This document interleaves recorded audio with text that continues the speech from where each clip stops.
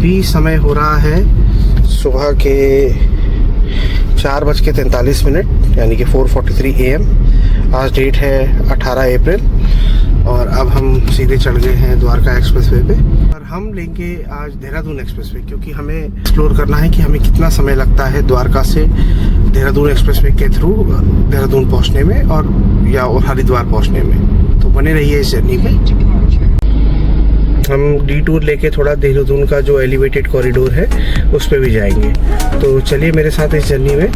मैं हूं आपका दोस्त आकाश, हिमालयन ग्लोब ट्रॉटर। हम सीधे सीधे अपने रूट पे आगे बढ़े। जाने को 2 रूट जाते हैं अपने द्वारका एक्सप्रेसवे से। एक है आपका जो कि पानीपत होते हुए जाएगा, कुंडली होते हुए, जो कि आपको बागपत पे निकालेगा। आउटर जो नया हरिद्वार रोड बना है, कुंडली बागपत रोड। साथ द्वारका एक्सप्रेसवे पे हम आगे बढ़ते हुए हम अपनी स्पीड लिमिट के अंदर ही रखेंगे और हम देखेंगे कि हमारी जो स्पीड है उसके हिसाब से जो क्लेम है 2 घंटे के अंदर या 2.5 घंटे के अंदर हम पहुंच रहे हैं देहरादून, तो वो हम पूरा आपके साथ आज साझा करेंगे। अभी हम अपनी जो स्पीड मेंटेन रखी है वो हमने 63-70 के आसपास रखी है।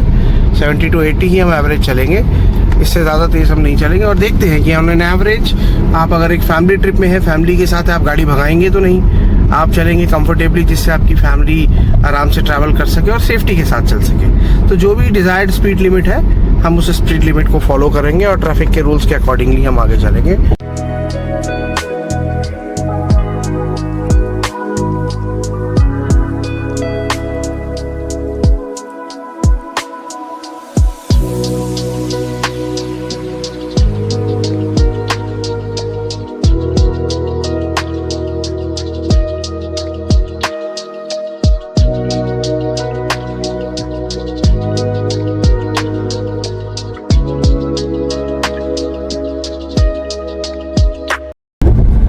द्वारका एक्सप्रेसवे बनने से ये फ़ायदा हो गया कि अब हम गुड़गांव के किसी भी कोने में हों, स्पेशली जो हम साउथ गुड़गांव के आसपास हों या साउथ वेस्ट गुड़गांव के आसपास हों, या मानेसर से आ रहे हैं या मान लीजिए जयपुर से आ रहे हैं आप, तो आप इस रूट को इजीली यूज़ कर सकते हैं। और अगर आपने एनुअल पास लिया हुआ है तो उस एनुअल पास के साथ तो आपका ये रूट और भी बेहतर हो जाता है, क्योंकि आपको टोल के सिर्फ देने होंगे 15 से 18 रुपये के बीच में एवरेज।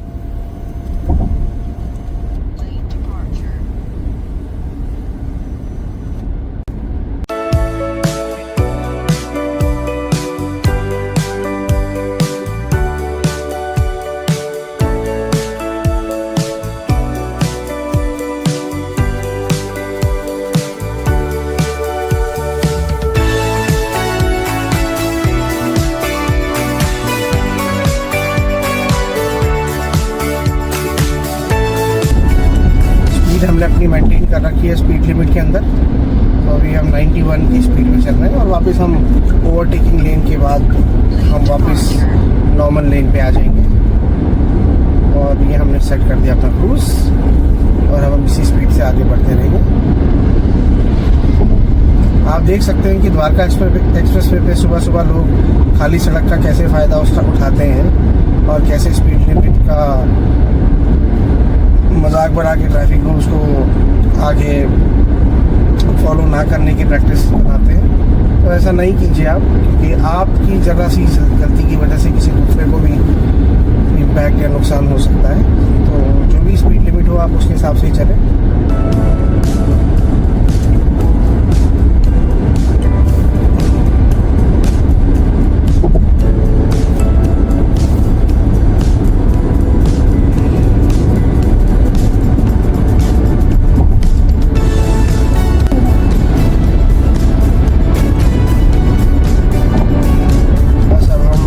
एक्सप्रेसवे से उतरने वाले हैं और इसके बाद पड़ेगा हमारी इस जर्नी का पहला टोल, जो कि द्वारका एक्सप्रेसवे का टोल है। याद रखिए, अगर आप जयपुर की तरफ से या अलवर रेवाड़ी की तरफ से आ रहे हैं और आपको हरिद्वार जाना है और आपको द्वारका एक्सप्रेसवे यूज़ करना है और आपके पास अगर एनुअल पास नहीं है, तो जो आप मानेसर टोल पे करेंगे उसी के बेसिस पे आगे द्वारका एक्सप्रेसवे टोल पे जो है आपके कम पैसे लगेंगे। एग्जैक्ट वैल्यू मुझे नहीं पता, बट आपके जो भी पैसे लगेंगे वो कम पैसे लगेंगे। पर अगर आप एनुअल पास के साथ आते हैं तो दोनों टोल आपके फ्री अप्रॉक्सीमेटली होंगे, आपके 15 से 18 रुपये के आसपास ही पड़ेंगे। का ध्यान रखिएगा। और ये हम द्वारका एक्सप्रेस वे उतर रहे हैं।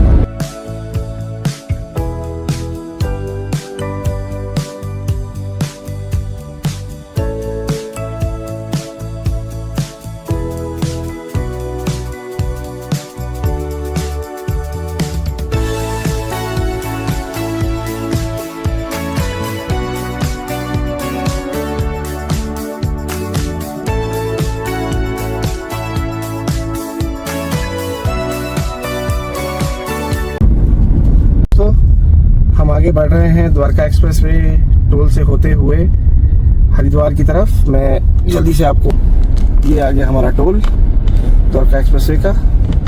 और एनुअल पास अगर आपके पास होता है तो आप उस एनुअल पास के थ्रू एग्जिट कर सकते हैं इजीली।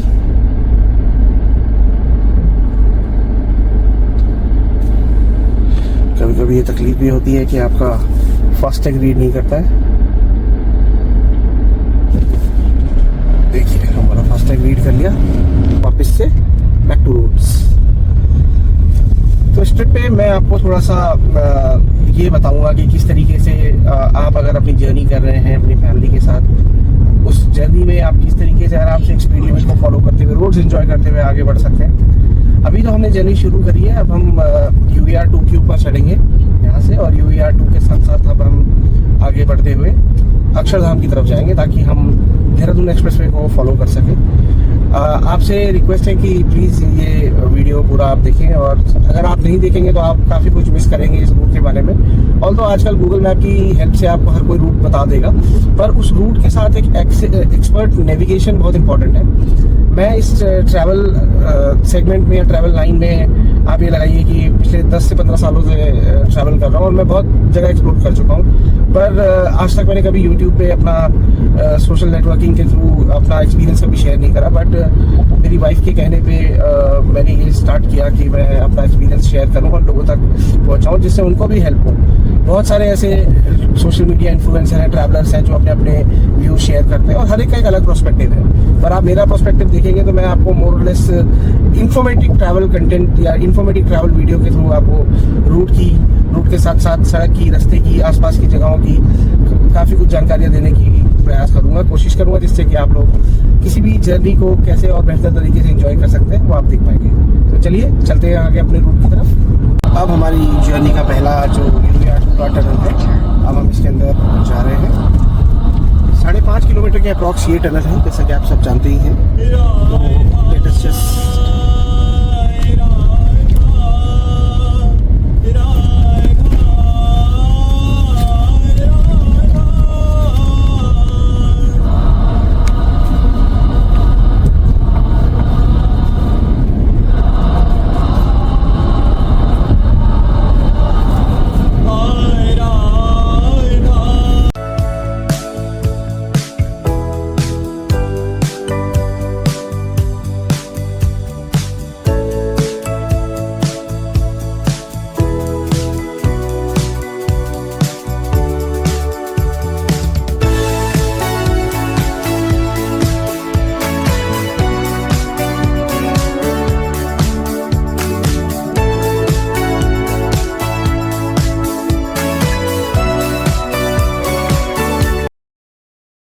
विचार आ रहा है कि मैं फालतू की चीजें, हंसी मजाक, बेकार की बातों को छोड़कर भगवान के चिंतन में अपने समय को लगाऊं। महाराज जी, पर मेरे को फिर डर भी लगता है कि मैं हंसी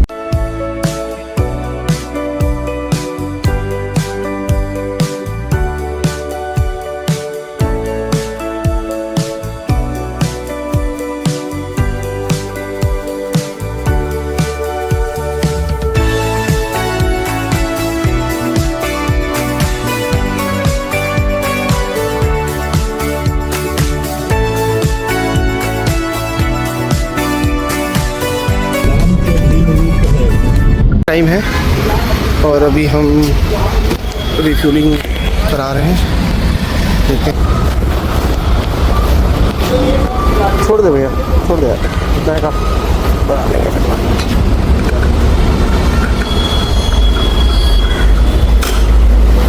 उसके बाद भी तेल भरा लिया है और अब हम तैयार हैं आगे अपनी जर्नी की तरफ बढ़ने। दूध की चाह क्यों खत्म नहीं हुई?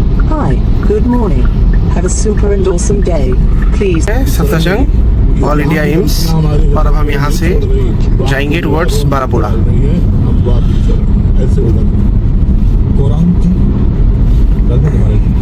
आपके जीवन में पूज्य उड़िया बाबा जी महाराज की जीवनी और वाणी जी का विशेष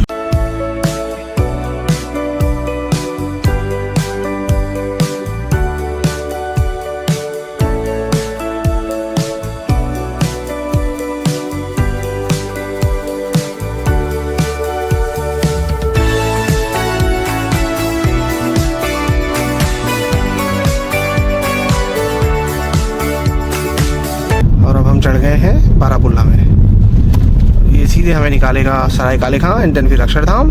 उसके बाद हम डायरेक्टली चलेंगे टुवर्ड्स देहरादून एक्सप्रेसवे। और अब हम उतर रहे हैं बारापुला से। बारापुला उतर के अब हम कनेक्ट हो जाएंगे सराय काले खां से मेरठ एक्सप्रेसवे की तरफ, जो कि हमें ले जाएगा अक्षरधाम। 2 से 3 किलोमीटर तक का ही पैच है ये। फिर अक्षरधाम से हम डायरेक्टली चलेंगे हमारे नए देहरादून एक्सप्रेसवे पे। और ये जो सराय काले खां स्टेशन है, यहाँ से अभी रिसेंटली कुछ ही समय पहले जो RRTS मेट्रो शुरू हुई है, जो कि मेरठ जाती है, जो कि अब आपको मेरठ पहुँचा देती है करीबन 45 मिनट के अंदर। तो वो यहाँ से शुरू हो गई है। और सामने आप देखेंगे मेरठ RRTS का स्टेशन। यहाँ से आप मेट्रो लेके सीधे मेरठ जा सकते हैं। अभी कुछ ही समय पहले ही इसका उद्घाटन हुआ है। और हम बढ़ रहे हैं अक्षरधाम की तरफ। और ये हम बढ़ गए हैं अक्षरधाम की तरफ।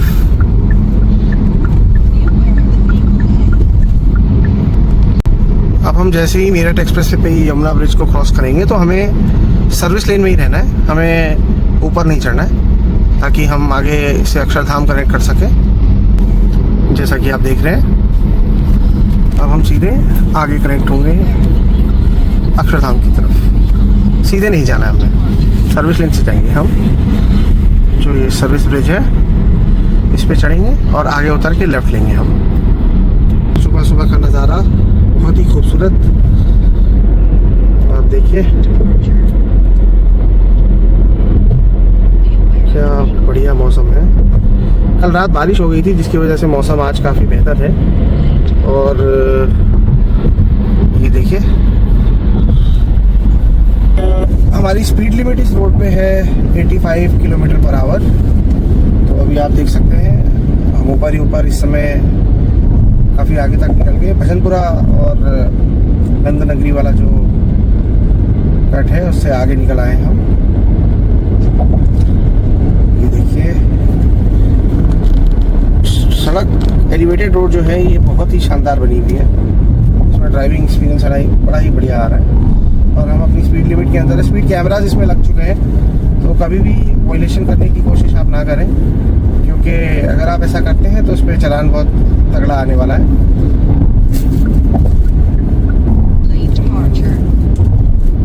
ये पूरा एलिवेटेड सेक्शन है आगे बागपत तक। और आप देखेंगे कि फुली फंक्शनल है ये।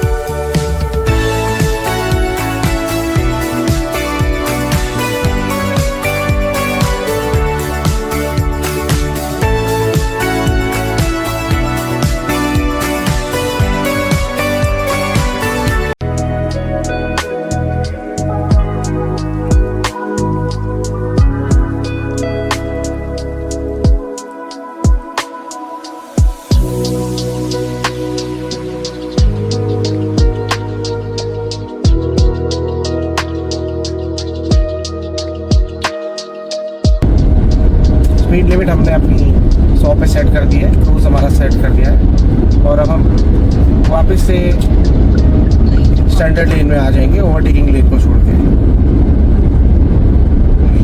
कोशिश करें कि अगर आप अपनी ड्राइव कर रहे हैं, लॉन्ग जर्नी कर रहे हैं, तो आप कंफर्टेबल स्पीड लिमिट के साथ ट्रैवल कीजिए, क्योंकि तेज़ आप भगाएंगे, भगाने के बाद आपको पहुंचना आपकी डेस्टिनेशन पे आप इंजॉय भी नहीं कर पाएंगे रोड पे। और बागपत रह गया यहाँ से 27 किलोमीटर। तो आप स्टैंडर्ड जो अपनी सेट लिमिट, स्पीड रोड की स्पीड लिमिट है, उसके हिसाब से आप चलिए, जिससे कि आप रास्ते को भी इंजॉय कर सकें और सेफ्टी के साथ चल सकें। ओवरटेकिंग लेन का प्रयोग आप तभी करें जब आपको लगे कि आपने ओवरटेक करना है। अभी देखिए जैसे ये लोग, कुछ लोग हैं जो ओवरटेकिंग लेन पे ही चले जा रहे हैं स्लो, तो ये थोड़ा सा सही चीज़ नहीं है। अब हमें खुद को ही चेंज करना है, पहले हम खुद चेंज करें, बाकी अपने आप चेंज हो जाएंगे। आज नहीं तो कल फ़र्क तो पड़ेगा ही लोगों में।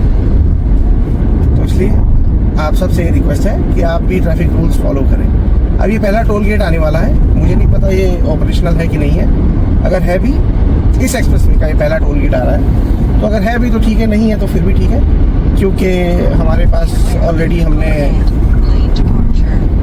जो एनुअल पास लिया हुआ है उसके साथ हमारा ये टोल भी फ्री, अप्रॉक्सीमेटली फ्री तो नहीं कह रहा, 15 से 18 रुपये के बीच में हमारे लगेंगे पैसे, जो कि अगर हम विदाउट एनुअल पास के आते तो कम से कम हमें 220 रुपये, 260 रुपये के आसपास देना होता है। और ये टोल भी ऑपरेशनल है।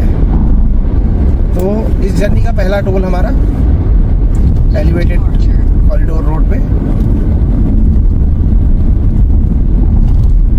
ये आ गया हमारा लोनी टोल प्लाजा। तो अभी हम लोनी टोल प्लाजा क्रॉस कर रहे हैं। अरे वाह, अभी तो ये टोल ऑपरेशनल ही नहीं है। चलिए, एक ट्रिप का हमें फ़ायदा हुआ। आने वाले समय में बहुत जल्दी ऑपरेशनल हो जाएगा।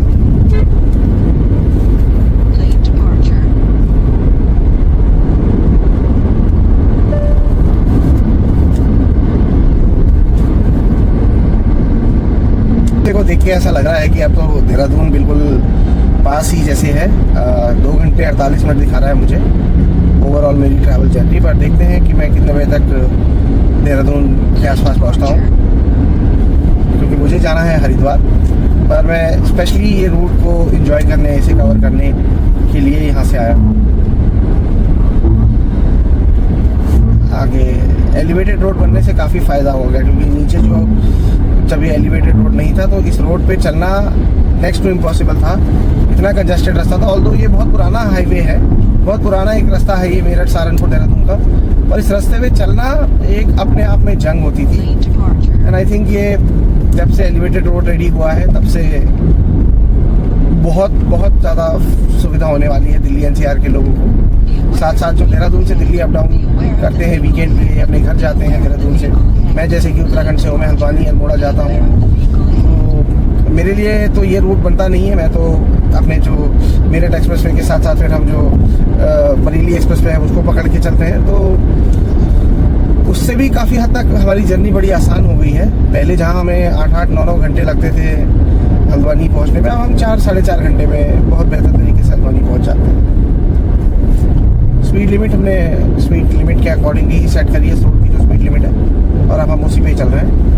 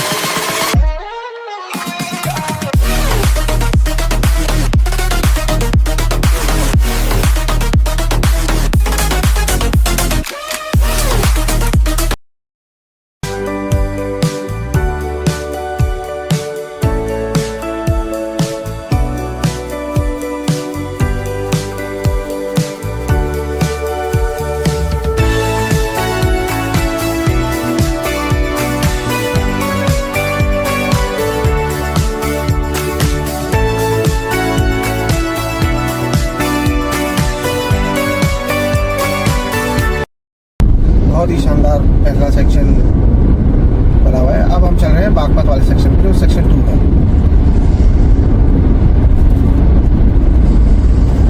Beware of the vehicle ahead.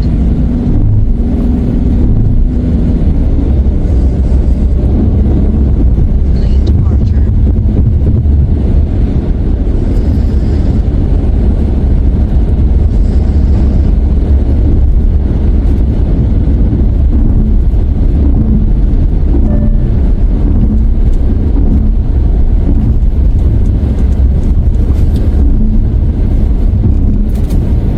Road भी काफ़ी अच्छी बनी है जिस हिसाब से अभी तक का एक्सपीरियंस है। नहीं तो कई बार ऐसा होता है कि रोड में बहुत बम्स होते हैं, पर अभी ऐसा नहीं है। इसमें रोड बहुत बढ़िया बनी हुई है। आपको मतलब ड्राइविंग का वाकई में बड़ा अच्छा प्लेजर रहेगा। सुबह का सनराइज आप देखिए।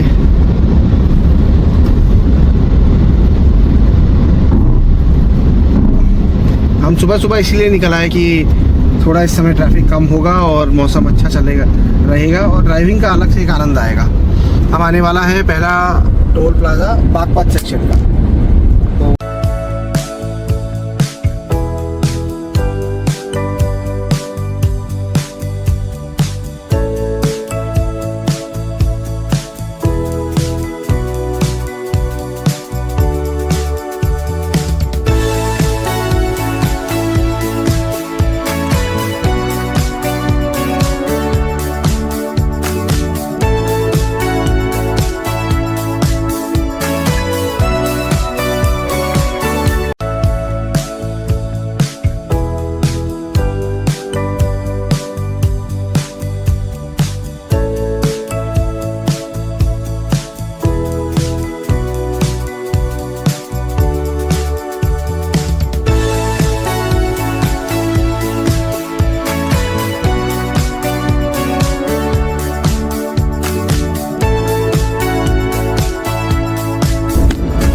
हमारी जर्नी जो बची है वो बची है 2 घंटे 35 मिनट की और 180 किलोमीटर के आसपास। हालांकि मुझे लगता नहीं है इतना लगना चाहिए, पर देखते हैं आगे किस तरीके से क्या सड़क और हाईवे का रिस्पांस रहता है।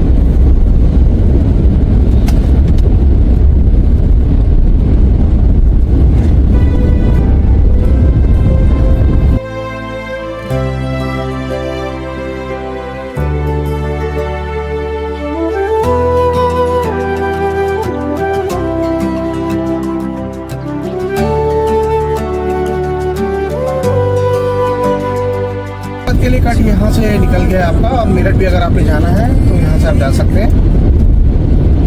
खैर मैं आपको सजेस्ट नहीं करूँगा कि अगर आपको मेरठ जाना है तो इस रूट से आए, क्योंकि आपका डिस्टेंस काफ़ी बढ़ जाएगा और आगे बागपत के बाद मेरठ के लिए आपको फिर जो हाईवे या रास्ता मिलेगा वो उतना बढ़िया नहीं मिलेगा। तो अगर आप इस तरफ से आ रहे हैं लोनी गाजियाबाद की तरफ से, फिर तो आप चलिए ठीक है, पर अगर आप दिल्ली गुड़गांव से आ रहे हैं और आपको मेरठ जाना है तो आप मेरठ एक्सप्रेसवे का ही प्रयोग कीजिए।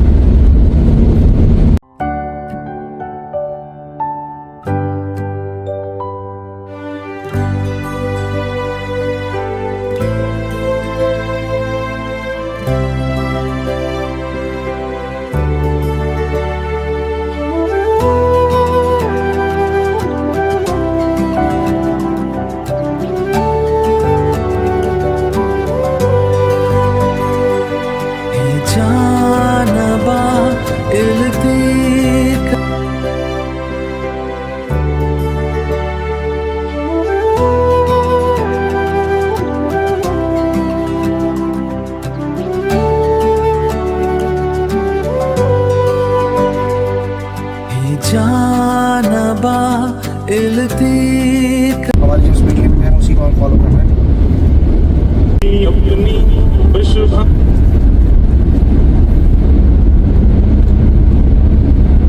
आज मौसम भी थोड़ा सा बादलों वाला है और कहीं कहीं पे तो बारिश भी हुई है काफ़ी। अब हमारा एस्टिमेटेड अराइवल टाइम हो गया है 8:38 और 167 किलोमीटर से अप्रॉक्स हमारी जर्नी रह गई है, जिसमें हमें दिखा रहा है गूगल कि हमें 2 घंटे 27 मिनट लगेंगे। तो चलिए जितना भी समय लगे, हमें शुरू करे हुए अक्षरधाम से करीबन हो गए हैं अभी 35 मिनट के आसपास, और 35 मिनट के आसपास हम बागपत क्रॉस कर चुके हैं। वाह, शानदार शानदार सुबह का दृश्य, सूरज भगवान आते हुए और हम अपनी गाड़ी से अपनी स्पीड लिमिट मेंटेन करके चलते हुए। मेरे मन में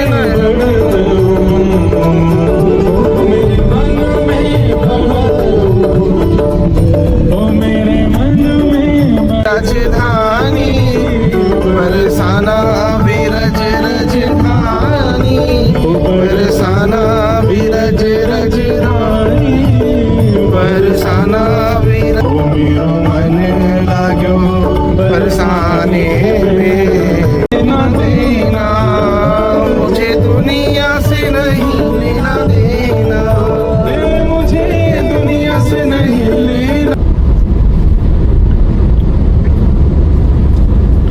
तो अब हमने देहरादून एक्सप्रेसवे को छोड़ दिया है और अब हम आ गए हैं जो रुड़की की तरफ हाईवे जाता है। रुड़की 17 किलोमीटर रह गया है यहाँ से। हमें पूरा रुड़की नहीं जाना है, रुड़की से पहले ही हम हरिद्वार के लिए कट लेंगे। अराउंड 4 किलोमीटर के आसपास हमें लेफ्ट में कटना है।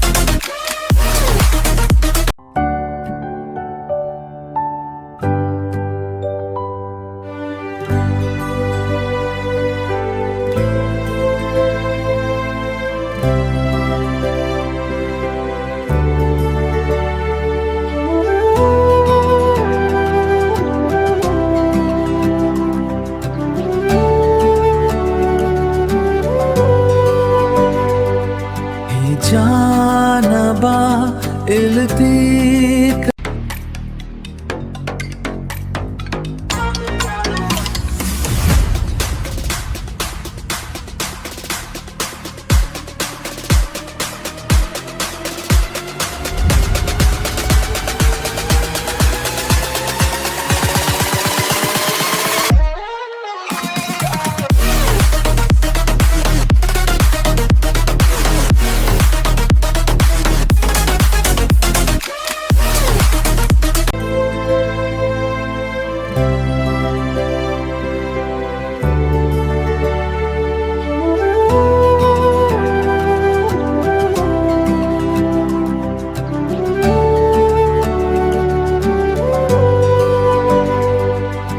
जाना।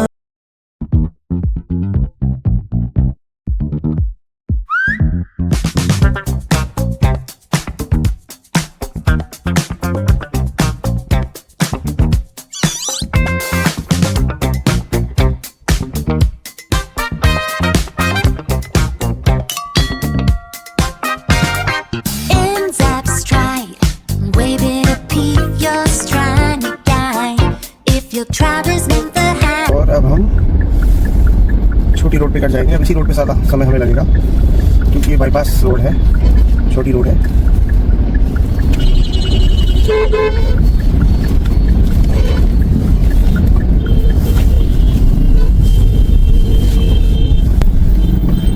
बस ये थोड़ी देर का पैच है, मुश्किल से 5 या 7 किलोमीटर का, जिसके बाद हम फिर वापस हाईवे पे आ जाएंगे। बीच में हाईवे का काम चल रहा है तो इस वजह से ये थोड़ा डिटूर करना पड़ रहा है हमें।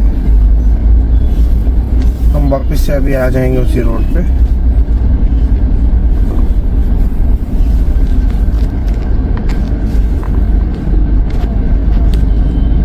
इससे हम कनेक्ट हो गए हैं दिल्ली हरिद्वार ऋषिकेश हाईवे पे। हम रुड़की और बादराबाद के अंदर से होते हुए वापस हाईवे पे कनेक्ट हो गए और अब हम सीधे हरिद्वार की तरफ बढ़ रहे हैं। ये पुराना वाला ही हाईवे है, तो बस हम मुश्किल से 12 किलोमीटर दूर रह गए हैं।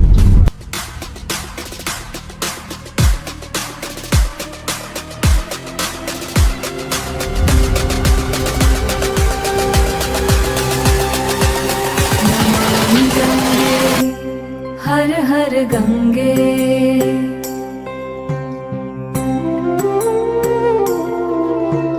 नमामि गंगे हर हर गंगे